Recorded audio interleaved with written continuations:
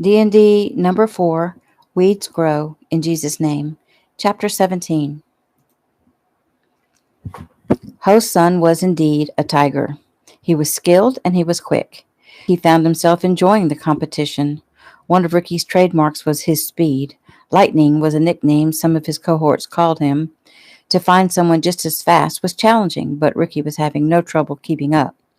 Hosun used only traditional Chinese kung fu. Ricky was about to teach him the positive aspects of Zendo-Ryu, but first, he decided he would give the crowd a thrill and let them see just how fast a martial artist could move. The rapid hand play between himself and Hosun as they punched and blocked and kicked and blocked brought the crowd to their feet. Ricky considered letting it go another round. "What the heck is he doing?" Justin said, a worried expression on his face. "What do you mean?" Bree asked. "It looks like he's doing great. He's really fast, isn't he?" Justin looked over at her. Yes. Have you never seen Ricky fight?" "Not really. Our paths have barely crossed in the past several years." "Well, then you're in for a treat. Ricky is amazing. One of the best I've ever seen. Maybe the best." "Then why were you acting so worried a minute ago?" "Well, he's supposed to be conserving energy. He's not supposed to let these first two fights go longer than one round." "Does he have a choice in that? I mean, this guy seems to be keeping up with him fairly well." "He's fast, but he has no power. In Gung Fu, that isn't terribly important because they're taught to use their opponent's strength against themselves through give and take, expansion and contraction, and—" He stopped and smiled. "You look confused." "Well, you seem to be talking in riddles." Justin sighed. "Okay, well, anyway, it will be difficult for this guy to have an advantage over Ricky since he, too, is trained in Kung Fu, and Ricky has the advantage of being very, very strong." "How can you tell this guy has no power?" "Well, watch. If Ricky will let him land a punch, notice Ricky's body never moves. There must be body displacement." Justin punched his hand to demonstrate what he meant. "Now, watch how Hosun's body is knocked back when Ricky lands a punch." "Oh, I see," Bree said with a smile. Justin shook his head.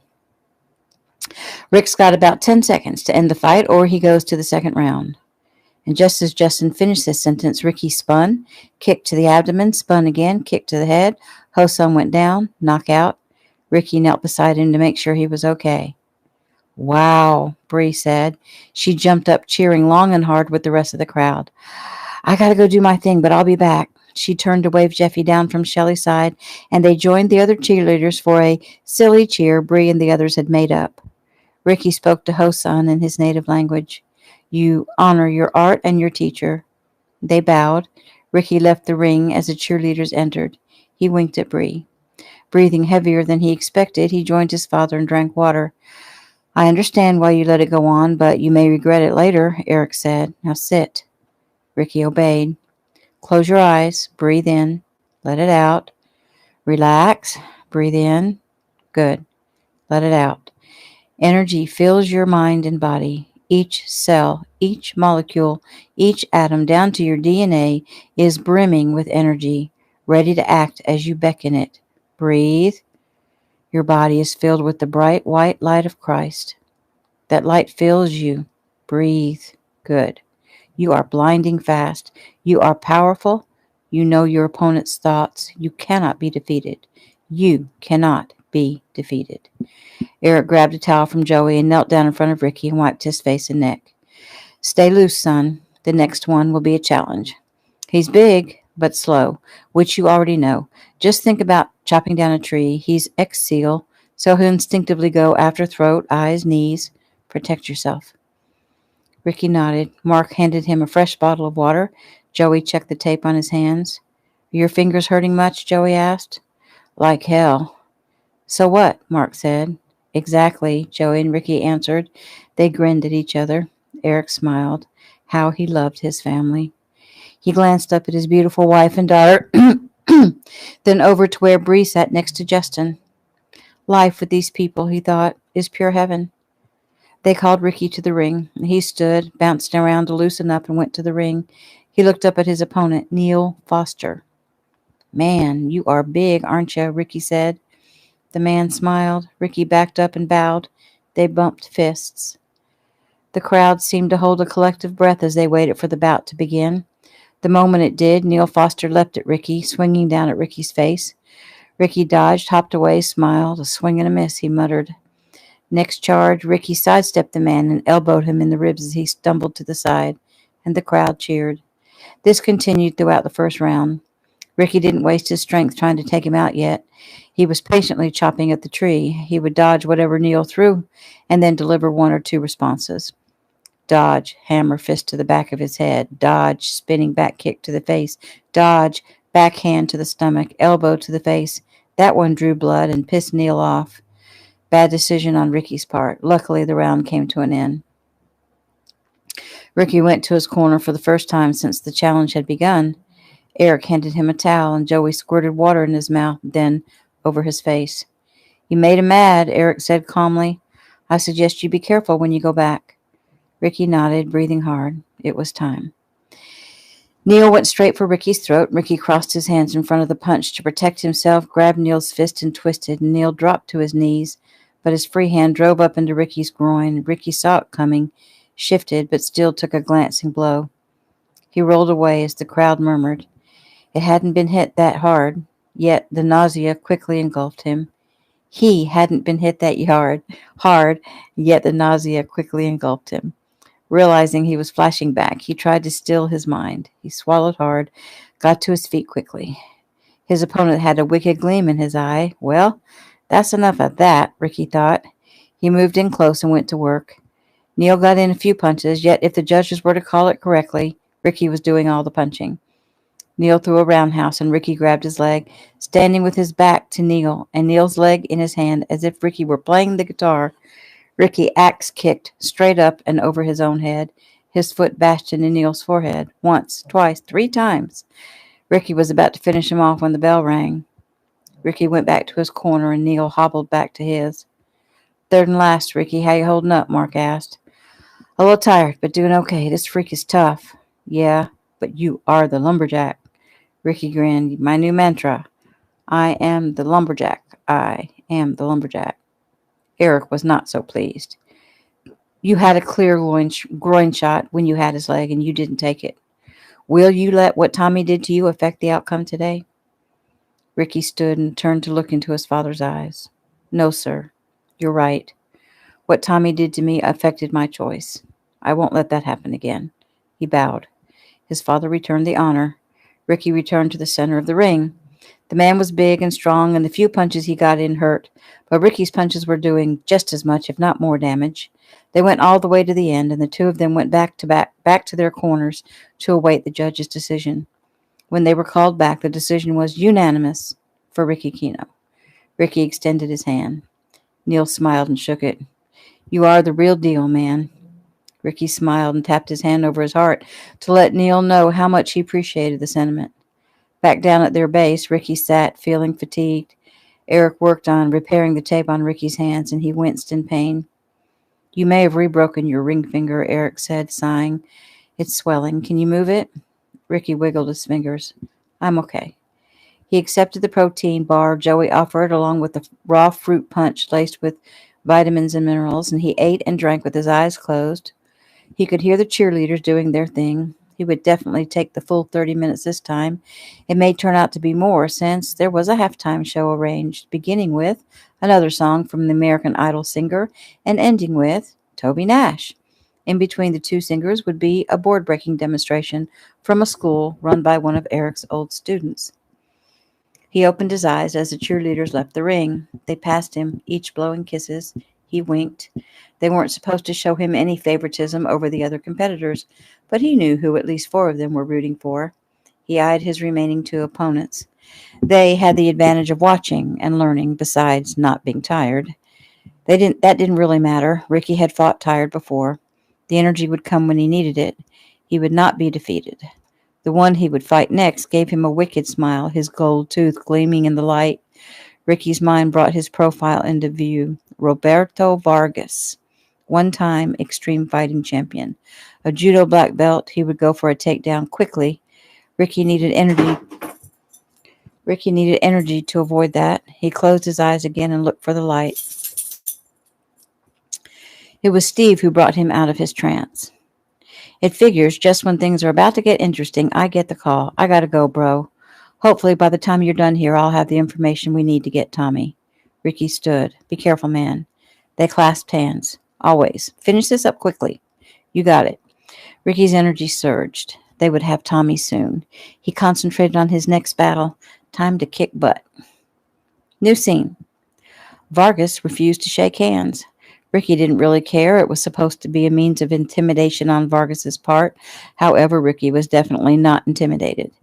They squared off and circled each other. Ricky's eyes never left his opponent's. When Vargas finally dove for Ricky's feet, it had been easy to simply dive over him, roll, and come back up. The second time Ricky did this, he kicked Vargas in the face as he passed. Ricky stayed on his toes.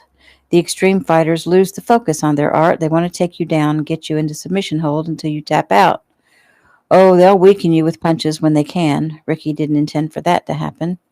That's why it was such a surprise when an accidental flailing of Vargas's hand caught Ricky on the side of the head. For a second, the pain blinded him. Ricky was confused. It wasn't even a direct hit. He shouldn't be affected to this extent. Vargas took advantage of that second. He dove in. Ricky was still able to avoid the takedown, but they finally did come to blows.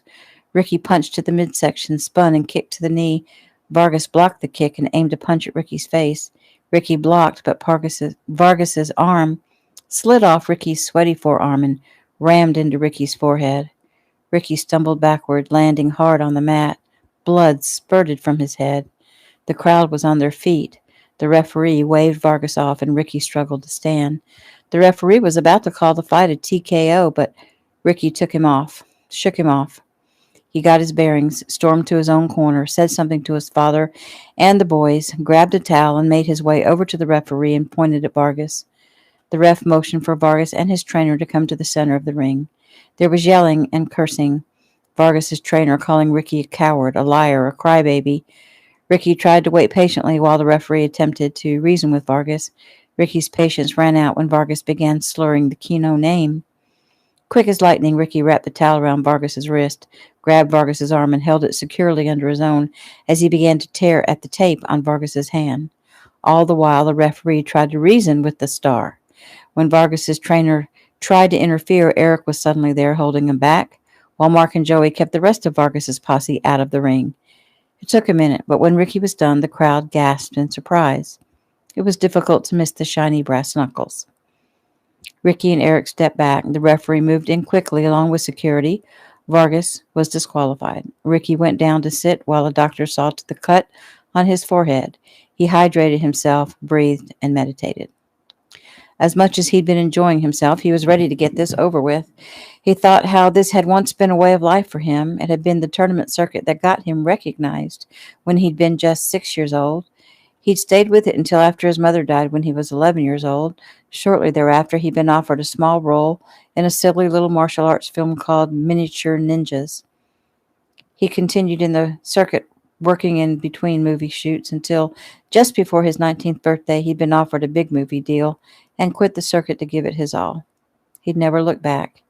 He'd helped his father several times when he instructed marked competitors. The last one had been Shelley. Then life had changed with Jeffy's birth. No way would his father leave Shelley and his new baby daughter for a year while he trained a Mart student. Now life was about to change again, hopefully, if Bree would consent to be his wife. New scene. Steve parked his car and walked down to the end of the dark alleyway. Weasel, a small, middle-aged man with greasy hair, moved out of the shadows. He'd been the one to come forward with the last address for Tommy. Steve hoped the information was as good this time. Weasel moved forward. Hey, man, you got my money? I got it. Tell me what you know. Money first. Blowing out a breath, Steve pulled a wad out of his back pocket, counted out $1,000. He would have paid $10,000 to make the trouble stop for the Kenos. Weasel made a big deal about counting the money. Okay, what you got? Weasel looked up at him, suddenly, decidedly nervous. Red flag. Steve backed away and turned. A large man stepped forward, his white teeth gleaming in the dark. Word's out you want to know the whereabouts of Tommy Crane. New scene. Bree's heart was in her throat. The entire competition had been an eye-opener for her. How could she have lived in a house full of martial artists and not understood the art? Justin had helped her immensely, explaining why Ricky did what he did, why at times he punched instead of kicked, and other times kicked instead of punched. She learned why it was important that he avoided takedown and how much training and dedication it took to be as good as Ricky. He told her the brass knuckles shouldn't have mattered, and if Ricky had been fresh, Vargas would never have landed a punch, and he told her that fatigue was about to play a major factor in the outcome of the last bout. In the first round, Ricky's opponent, Denny Flores, came out with guns blazing. It was his chance to take full advantage of being fresh. Ricky had held his own, but had received as good as he gave. Denny was large and fast. The second round, the crowd was on their feet and stayed that way. Denny had taken Ricky down, but Ricky finally made it back to his feet before any major damage could be done. Bree watched his face. He was tired. Sweat poured from his body. She glanced over at Eric, and even his brow was creased. Denny went for another takedown, and Ricky sidestepped and stomped on his head. As Denny rose up, Ricky was able to punch to the face twice before Denny could right himself. Unfortunately, Ricky had no energy left, and he couldn't move away fast enough. Denny lunged at him, wrapped his meaty arms around Ricky's neck, and squeezed. Ricky knew he'd made a huge mistake, but no way was he tapping out. He purposely bent his knees and sank down until Denny's knees hit the mat. Everyone thought it was over, but once Ricky felt Denny's weight change to his knees, he kicked up and flipped his legs over Denny's back, slid them down to his neck. Now Ricky was on top, curled into an impossible position, which is why his father was always preaching flexibility. Ricky wrapped his legs around Denny's throat. He squeezed his muscular thighs. Denny's hold around Ricky's throat loosened. Denny rolled to his back, throwing Ricky headfirst against the floor. Ricky drew a deep breath and squeezed his thighs. He could feel Denny beginning to relax as he was losing consciousness. Ricky suddenly let him go and rolled away. Justin sprang to his feet. What the heck? What is he doing? Jason did the same from inside the security booth, and Shelley and Mark and Joey. Not Eric, though. He understood. Ricky wanted to finish this on his own terms. He'd always hated the takedown and submit style of fighting. He didn't want to finish like that. The entire competition had been about Ricky's pride, the family's pride, and Ricky didn't want to regret anything. Ricky bounced to his feet, and Denny stood, still trying to catch his breath. Ricky gave him a few more seconds and then came at him. Spinning crescent, spinning hook, jumping side. Denny went down. Ricky waited for him to stand and came at him again. Reverse, double roundhouse, spinning back, ribs, chest, head. Denny staggered. Ricky finished him with another flying side kick. The crowd went wild, and Ricky stumbled toward his corner. Mark and Joey jumped the ropes and threw themselves at him. The three almost tumbled down together. Then Eric approached, and he put his arms around his son. I am so proud of you, Rick. Ricky looked deep into his father's eyes. Well, that means the world to me. Bree made her way into the ring. She approached him excitedly, throwing herself into his arms. I'm sweaty. I don't care. I'm so proud of you. You are so... He silenced her with a kiss, a long, deep, sensual kiss. New scene. Steve's head hit the brick wall with a crack. Reaching into the back of his jeans, he pulled his Glock. The large man froze and raised his hands. Okay now, little white boy, you just calm down. Back off, Steve ordered. The man stepped forward. I said back off, Steve yelled. The man stopped. You don't want to shoot me. Oh, but I do. If you do, you'll never know where Tommy is. Well, at this moment, I'm only thinking about myself. Steve slowly reached into his pocket and pulled out the cell phone, opened it. Hit number 1. Now have a seat right there on the curb. I don't think I'm going to be doing that, the man said as he charged at Steve, lunging at the gun. He fired, catching the man at the shoulder just before Steve stumbled back under the man's weight. The gunshot didn't even slow him down. He knocked the gun from Steve's grasp and slammed him into the wall again. The man's large hands gripped Steve around the throat and squeezed. Just when Steve thought it was the end, the man let go and rammed his fist into Steve's face. Steve pushed away and kicked the man in the groin, and he staggered. Steve jumped on his back and held on for dear life, locking his arm around the man's neck.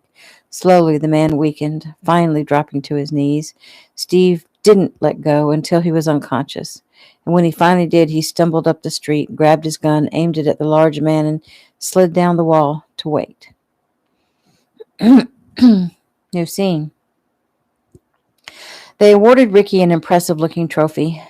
The press interviewed him both before and after he dressed. They interviewed the entire family. Jason came down from the security booth along with Agent Dixon to congratulate him, and they were standing around laughing and trying to make up their minds when they wanted to grab a meal together, to make up their minds where they wanted to grab a meal together, when Eric, Jason, Justin, and Agent Dixon all pulled out their cell phones. The group became silent. "It's Steve," Eric said. "He went to meet a source," Ricky told them. "He must be in trouble."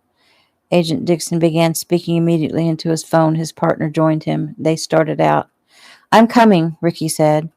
Eric nodded. "I'll drive. Let's go, Justin. Mark, Joey, see the ladies home, please." "Go. Don't worry about them. I'll take good care of them," Justin answered. "And Angel and Kimmy, too," he said before Jason could get the words out. "We'll all be at the Keno's." New scene. Mark and Joey were downstairs playing video games. Shelley sat on a sofa with Angel, catching up on gossip. They hadn't been able to talk much since all the activities surrounding their once peaceful home.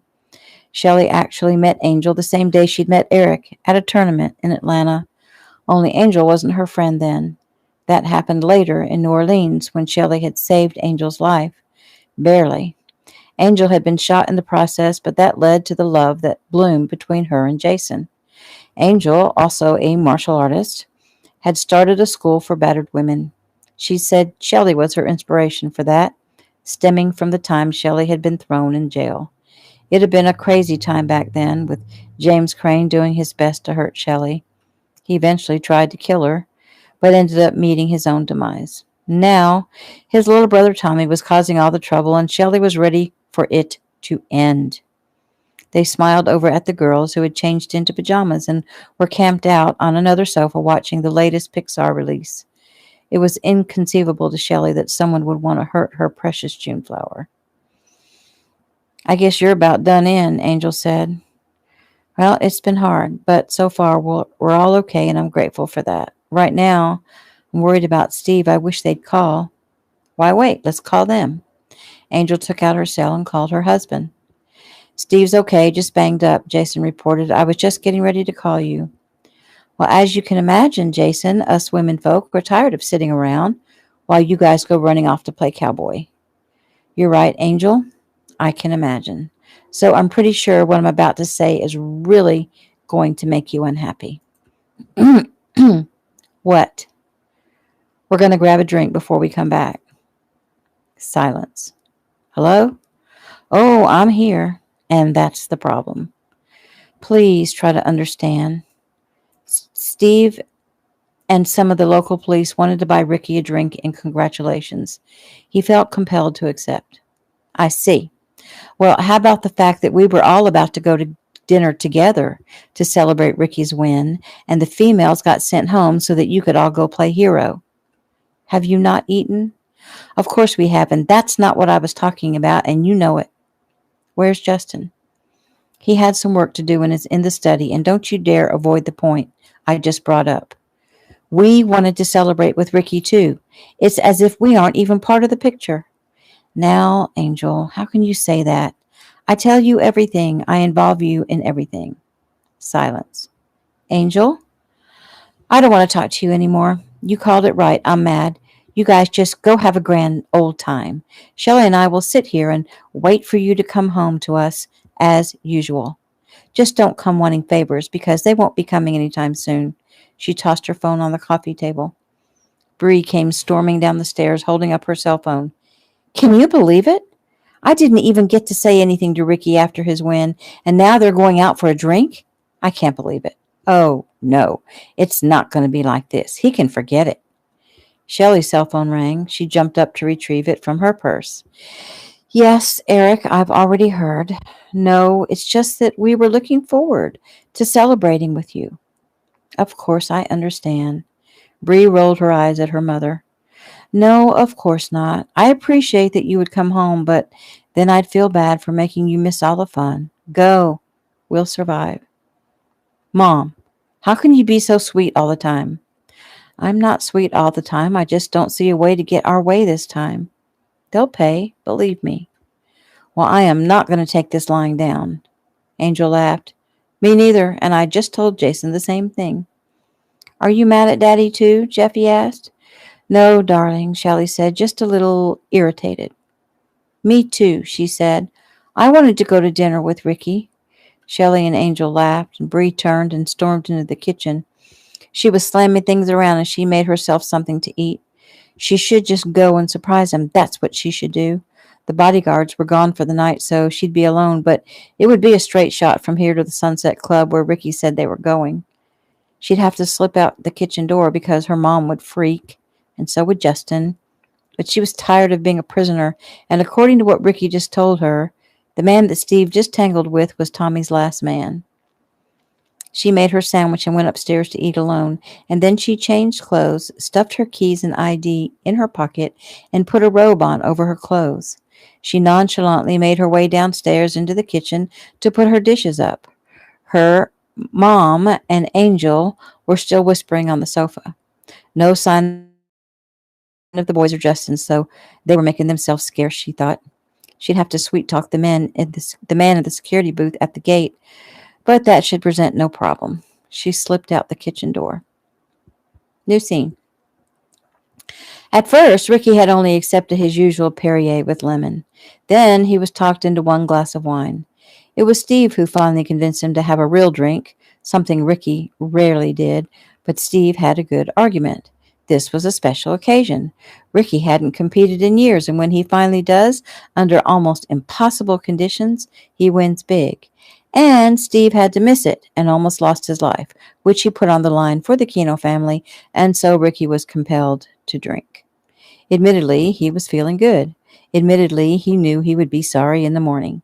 He smiled, thinking about the morning and the little spat he and Bree had just had. Making up is going to be great fun. He sat near the back of the club. He'd lost track of how many people had bought him a drink, and how many had patted him on the back, and how many women had kissed him on the cheek and posed for a picture with him, and how many had offered their beds to him. But he'd been down that road. He only wanted Bree. He was tired, very, very tired. He waited on the last drink that he'd been talked into. One more, old buddy, Steve had said. One more, Ricky thought, and then home. Two more women approached, giggling. Could we take a picture with you, Ricky? Sure, he said sloppily. As Ricky dealt with the women, Eric answered his phone. Hi, Shelley. We won't be too much longer. Eric, Bree's gone. What do you mean she's gone? She was angry, and she left. His jaw clenched. When? We're not sure. She snuck out. Eric ran a hand through his hair and glanced at Ricky and then to Jason. Jason caught Eric's eye and came to him. Is there trouble? Shelley, I'll call you back. He looked up at Jason. Bree left the house. Son of a... If you don't beat that girl, I'm going to do it for you. Let's not panic, Eric said. She was angry about us being here. She snuck out. The logical conclusion is that she's coming here. Yes, she is, Jason said, nodding behind Eric. Bree saw Eric and Jason, but couldn't see Ricky. As she moved closer, though, she found him. Underneath two blondes, each sitting on one of his thighs, each with a hand under his shirt and their mouths pressed against his cheeks. A hush came over the place as she approached. Ricky looked up, his face paling. Uh-oh. He quickly ushered the women off his lap and sent them away. It's not how it seems, he said immediately. Bree just stood there staring at him. He expected a tirade. He expected her to blow. The scene was very misleading, and he'd have to explain that to her. He braced for the show, but she only stood there. Then her lips trembled before she pressed them together to keep them still. And then her eyes filled. One tear overflowed and ran over her cheek, then another. She turned around and started for the door.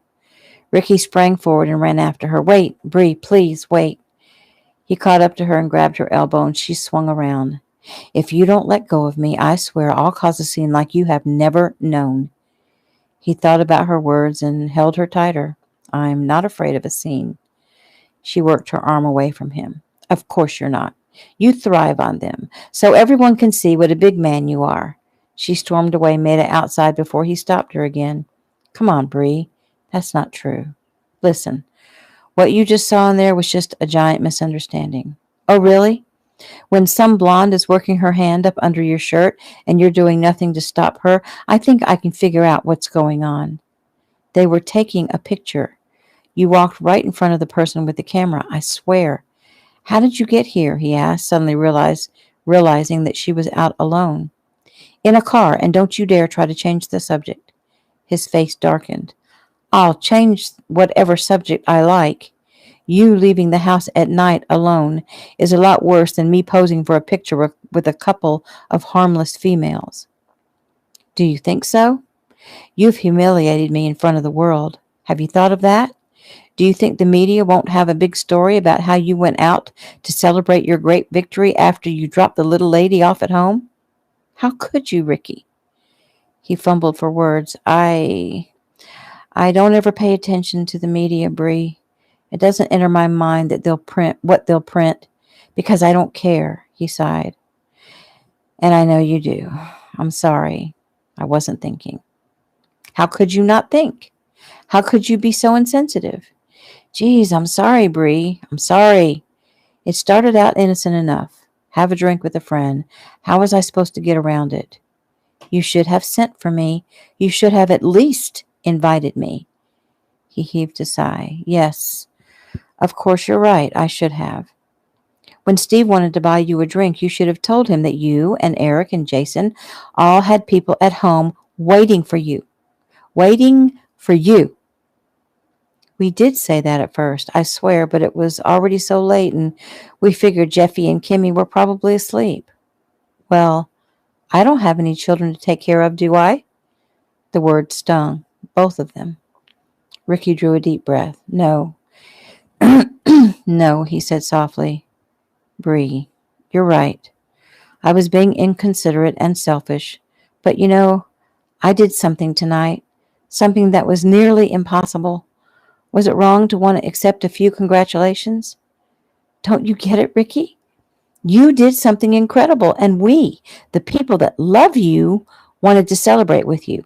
We wanted to be the ones to share such a special moment with you, not a couple of blondes that you don't even know. He nodded. Again, you're right. So what now? Is that it? Are we done? Don't be stupid, Ricky, and don't be dramatic. You don't do it well. Oh, well, thanks. She smiled. You're welcome. He reached for her. So come here and let me make it up to you. Oh, no. First, I don't want anyone's sloppy seconds. Second, it won't be that easy, Buster. The paper and all the social media crap is going to come out, and I'm going to be very upset for some time, and you, Ricky Keno the Great, are going to have a long way to go to make things up to me. Steve, Eric, and Jason joined them. Have you two worked things out? Jason asked. Not quite yet, Bree answered, and you have some working out of your own to do. Angel is pretty mad. Oh, she's more than just mad, and with good reason. Bree went off on the same spiel she'd just given Ricky, and by the time she was done, Jason's head was hanging pretty low. How about Shelley? Eric asked. She's okay, because you made the right offer.